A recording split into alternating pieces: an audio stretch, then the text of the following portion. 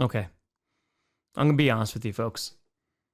There is a very small chance that the Green Bay Packers go into Buffalo and defeat the Bills. And so, based on how this season has gone, chaos, I have to bring out the big guns. The one weakness of the Buffalo Bills, the coin. Heads, the Packers win. Tails, you die. Now we're talking. Drum roll, please.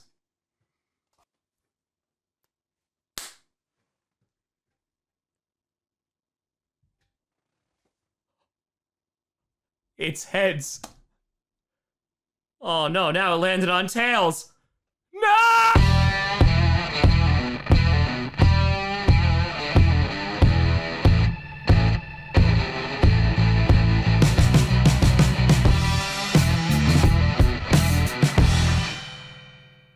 Grossi, Packer Nation. Welcome to an episode of Podcast and Podcast where you don't have to Packers fan, but it sure does help. I'm your host, Tom. Let's hope coins are good luck, Grossi. And today we are going to be predicting every single game in Week 8 of the NFL and what would have been basically the halfway mark. Nope, we still got some more left. And unfortunately, it's just going to be chaos. This past week, not so great, Bob. Went 8-6 in the predictions. Here are all the games that I got incorrect, making me 64-43 on the season. Thanks a lot, Patriots.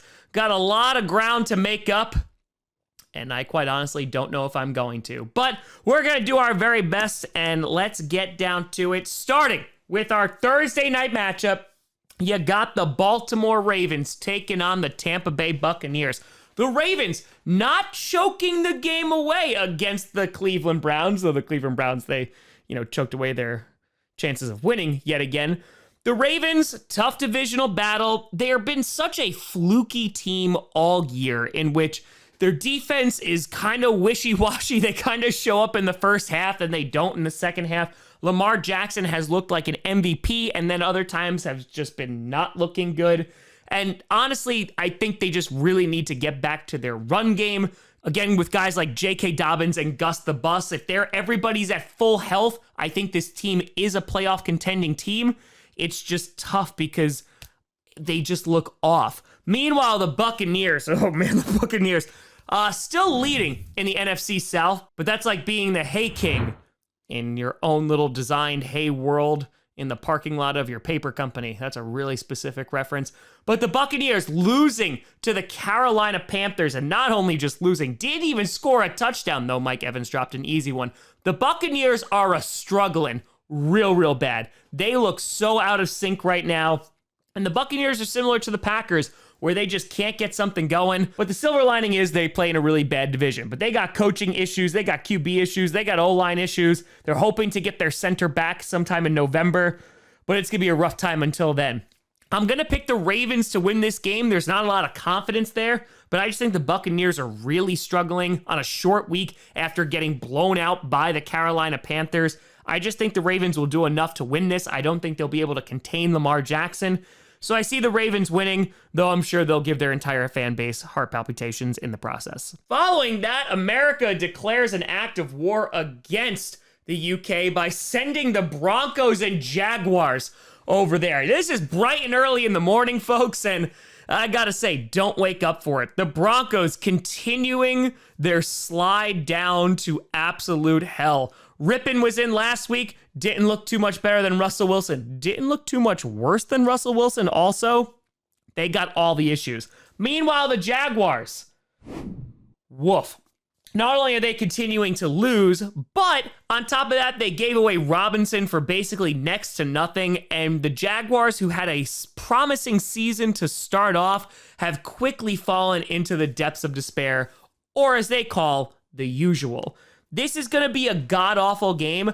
After watching way too many Broncos games, and you might say, Tom, how many have you watched? Even if it was just one, it was too much. I'm going to pick the Jaguars to win this. I think that maybe they'll be able to move the ball a little bit against the Broncos defense. Their offensive line is decimated. The pass rush of the Jaguars should be able to get after them. But either way, I know I'm not going to watch this game, and my mental health will be better for it. Then you got the Carolina Panthers taking on the Atlanta Falcons. What a barn burner this is going to be. Panthers coming off a big win, as we were just talking about, against the Tampa Bay Buccaneers after trading away CMC, but their defense, including Brian Burns coming up clutch and DJ Moore, showing why he's a foundational piece and is likely not to be traded. The Falcons, oh boy, they're injured. They got no corners left at this point. They're a beat-up football team, and they are so close to seizing the NFC South right now, but they can't just get over the hump. This is a game between two pretty bad teams. The Falcons have been competitive except for last week, and I'm going to give the Falcons the benefit of the doubt here. I'm going to give the Falcons the win. Do I believe in them? Absolutely not, but I kind of just want it for the chaos, and so because of that, go Birds. Then you got the Chicago Bears taking on the Dallas Cowboys. The Bears coming off a very impressive win against the New England Patriots, who are supposed to be a good defense. And the big difference there is they allowed Justin Fields to cater to his strengths. A lot of QB design runs. There was some nuance in the offensive play calling, which honestly is mind-blowing considering I've seen a bunch of Bears games, and it seems like this is the first time they're like, wait a minute, we know we have a mobile QB. Meanwhile, the Cowboys relying on their defense and run game to get it done. These two teams are pretty similar. Dak in his second week back didn't look so hot against the Lions, but I imagine he's going to look a little bit better. Being played in Dallas, I am going to give the Cowboys a slight edge here. Even though the Bears were able to force 3 turnovers last week and they looked really good on defense, I think the Cowboys will do just enough to get the win. And because of that, we're going to have to hear from Scooter Magruder bragging for at least another week. How about them Cowboys? Then you got the Miami Dolphins taking on the Detroit Lions. The Dolphins getting a gutsy win against the Steelers on Sunday Night Football. Looked really strong in the first half and then just did not score in the second half, though their defense did force some turnovers. Meanwhile, the Lions kept it close in the first half and then not so much in the second half. The Lions are a struggling football team. They got a bunch of injuries. Amon-Ra St. Brown was injured, but apparently didn't have a concussion, but because of the new protocols was kept out of that game. They were missing him. They're missing DeAndre Swift. And maybe with some of those guys back, the Lions will be a better football team, but I am going to give it to the Dolphins. I think the Dolphins offense is just too explosive. Tua back for a second week should look better because he had some really bad throws that could have resulted in a bunch of interceptions against the Steelers. I don't think they'll make the same mistakes here, and so because of that, Dolphins win. Then you got the Arizona Cardinals taking on the Minnesota Vikings. Both teams coming off a big win, and you might say, wait a minute, Tom, you just messed up. No, the Vikings were on a bye. Yup, I know what I said, but the Vikings had the luxury of watching the Packers lose to the Commanders. So I promise you, they're counting it as a win. The Cardinals, they came off a really impressive win against the Saints, forcing 2 pick sixes in the final 2 minutes of the first half. Their defense looking really good, picking off Andy Dalton 3 times. Their offense looked a lot better with DeAndre Hopkins coming back into the fold. And so that's all positive for the Cardinals in a very mid-division. Meanwhile, the Vikings are somehow, some way, piecing wins together bit by bit.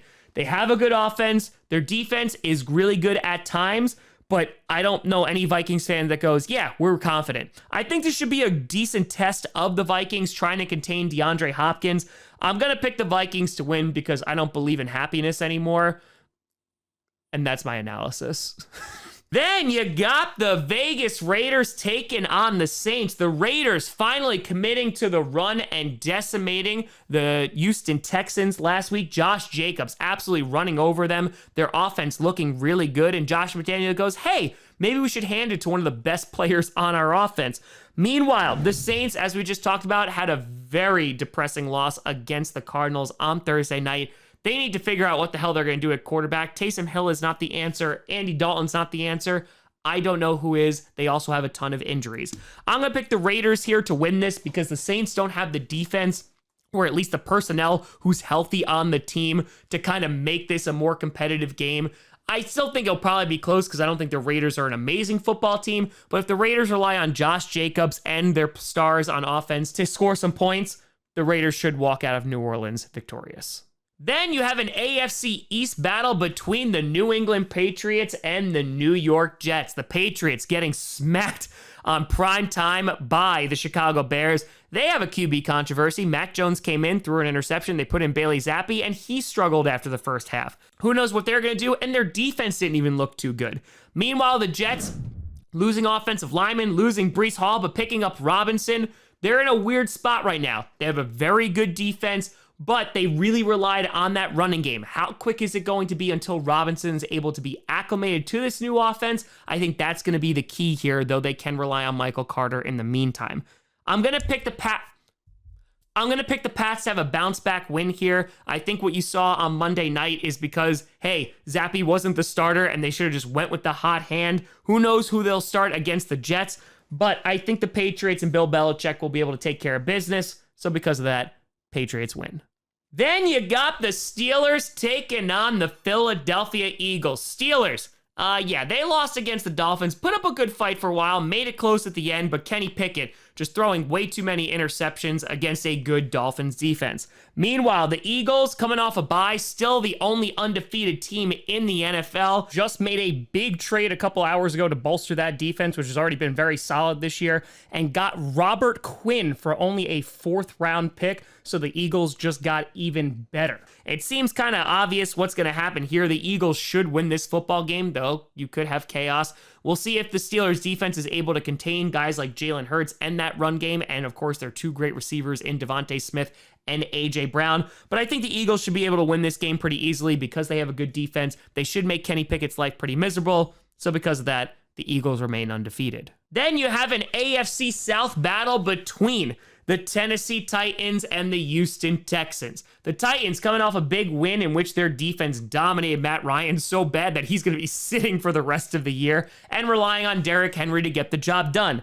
Meanwhile, the Texans, Dameon Pierce is good, so that's a positive, but they fell victim to the Vegas Raiders, not looking so great. The Titans should be able to win this game, and I think that this game would put them just even further ahead in the AFC South. They should win that division just based on the state of the South. So because of that, Titans win, and Texans, at least you don't have Jack Easterby anymore, and you also have the Astros. Following that, you got the Washington Commanders taking on the Indianapolis Colts. The Commanders coming off a big win with Taylor Heineke replacing the injured Carson Wentz. That's a beat-up football team, but it doesn't matter. All they had to do was run the ball, and they kicked the Packers' ass. Yes, there were some bad ref calls, but that's neither here nor there. A gutsy win for the Commanders. Meanwhile, the Colts, a very deflating and depressing loss against the Tennessee Titans, making the big switch at QB. Matt Ryan, nay. There's no more of you. And instead, it's Ehlinger season, baby. We'll see how he's going to do. There's been a lot of preseason hype and just hype between the fan base on Ehlinger. And I think that maybe he could be the spark that the Colts need. The Commanders are not a good football team. What does that make the Packers even worse? So I am going to pick the Colts to get this one. Jonathan Taylor back for his 2nd week. Should be able to run all over the Commanders. So because of that, Colts win. Then you have an NFC West showdown between the San Francisco 49ers and the LA Rams. The 49ers making the big trade, getting Christian McCaffrey in their backfield, though, yeah, after the first half, they wish Christian McCaffrey played offensive line, played defense, played quarterback, played everybody, because they got the pants blown off them by the Kansas City Chiefs. Meanwhile, the Rams enjoyed a bye week, and again, both of these teams could win their division, though the Seahawks right now are ahead, but it's just such a black division in a black conference that is the NFC. This should be a close game. The 49ers have the defense to shut down Matthew Stafford, though the offensive line for the Rams looked better in the last game that they played. I am going to pick the 49ers to win this here because it just seems the 49ers have the Rams' number during the regular season, and I think that while the offensive line was better, they might not do so well this time against the 49ers pass rush. Then you have what might be the game of the week. You got the New York Giants taking on the Seattle Seahawks. Both teams who were thought to be terrible this year have been surprising just about everyone. The Giants have only lost one game this year. Brian Dable coaching his ass off. Daniel Jones looking solid in the last game against the Jaguars. Saquon Barkley, one of the best running backs in the NFL right now this season. Meanwhile, the Seahawks, they got a great running game as well. Kenneth Walker looking really good. Geno Smith playing well. And the defense, they're not doing too shabby either. This should be actually a really good football game. God, what is the NFL right now? I am actually going to pick the Seahawks here for the home field advantage, and I know I'm probably going to regret picking against the Giants because they're just pulling wins out of thin air, but I am going to pick the Seahawks here. Geno Smith will continue his MVP run, and the NFL will continue to make no sense. And then you got Sunday Night Football. You got the Green Bay mother-loving Packers taking on the Bills. The Packers have lost 3 straight games. The Giants, the Jets, and worst of all, the Commanders. They don't run the football. Their defense gets gassed in the second half. Receivers aren't getting open. They're running into each other. Rodgers is not making the throws. This is a broken football team. Meanwhile, the Bills are the best team in football, coming off a bye in which McDermott has not lost off a bye, and also the fact the Packers just don't win in Buffalo. This looks like this could be a massacre on Sunday night. So, with that being said, I, of course, am going to pick the Green Bay Packers to win. That's right, it doesn't matter if Matt LaFleur is basically Rachel from Friends from Office Space and is only just running the bare minimum. Okay, 15 is the minimum. Okay? Well, like Brian, for example, has 37 pieces of flair on today. The Packers are going to win. And you might say, Tom, you're such a homer. And no. Do I think the Packers are going to win? No. Do I think the Packers have a better offense? No. Better defense? No. Better special teams? No. Better coaching? Definitely not. So, Tom, why would you pick the Packers? Because of chaos. That's it. The NFL is chaos this year. And you know what I'm doing with my team struggling? I'm embracing it. Maybe it's going to be like the Texans game from a few years back. The Texans were undefeated. The Packers went in, and Aaron Rodgers threw 6 touchdowns. If Aaron Rodgers threw 2 touchdowns, I would be a happy person. So right now, I'm going to pick the Packers to win. Am I going to be embarrassed and disappointed? Probably. But if I'm not, I'm going to be insufferable. Then finally on Halloween, you got an AFC North matchup between the Kitty Goes Meow Cincinnati Bengals and the Cleveland Browns. The Bengals smacking the crap out of the Atlanta Falcons last week. Their offense was firing on all cylinders and started to look like the Bengals of old. Meanwhile, the Browns, it's kind of the same old Browns at this point. Every single time they have an opportunity to win the game, they choke it away. You can blame coaching, you can blame defense, you can blame offense, you can blame a number of things for the Browns, but they're just not getting it done. This is an important game in the AFC North because each of these teams just needs divisional wins. I am going to pick the Bengals to win on Halloween just because I think they outmatch the Browns defense with their offense, and their defense is not amazing, but neither is the Browns offense. They're probably just going to utilize the ground game a whole lot, and I just think the Bengals can score more points. So because of that, Kitty Goes Meow, Bengals win. But let me know what you think down in the comments below. How do you feel these games are going to shake out?